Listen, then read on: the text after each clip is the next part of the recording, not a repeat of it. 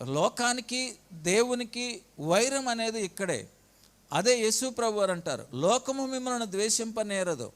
ద్వేషించటానికి గల కారణం ఏంటంటే వారిలో ఉన్నటువంటి లోపాలను మీరు ఎత్తి చూపిస్తున్నారు గనక వారు మిమ్మల్ని ద్వేషిస్తున్నారు.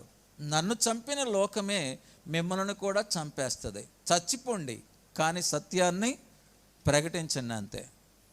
అందుకోసము ఈ తత్వజ్ఞానము తెలిసినట్టు ఈరోజు చనిపోయినటువంటి వ్యక్తి, అంటే మొన్న చంపబడినటువంటి వ్యక్తి, ఆయన తత్వజ్ఞానము తెలిసినటువంటి వాడు. అన్ని మత గ్రంథాలని ఆయన రీసెర్చ్ చేస్తాడు. అంతేకాదు రాజ్యాంగాన్ని రీసెర్చ్ చేస్తాడు. అలాగే మన భారతదేశ సంస్కృతి, భారతదేశం ఎలా పుట్టింది, భారతదేశంలో మొట్టమొదట ప్రజలు అనేవాళ్ళు ఎవరు, ఈ ఆర్యులు అంటే ఎవరు, ఈ ద్రావిడులు అంటే ఎవరు, ఈ యొక్క ఆచారాలు ఇవన్నీ ఎక్కడ వచ్చినాయి, గతంలో ఉన్నటువంటి